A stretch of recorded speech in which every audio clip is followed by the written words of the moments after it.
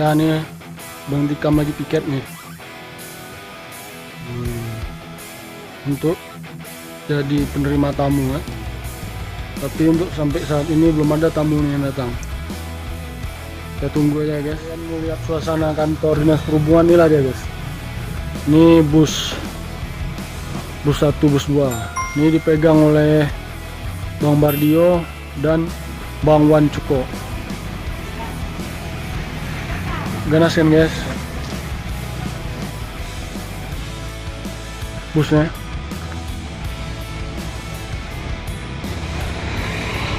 Ini spanduknya guys untuk mencegah virus corona.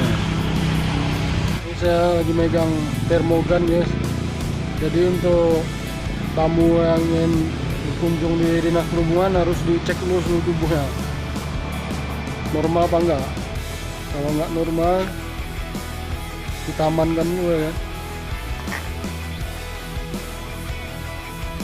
Ini dia guys, salah ini.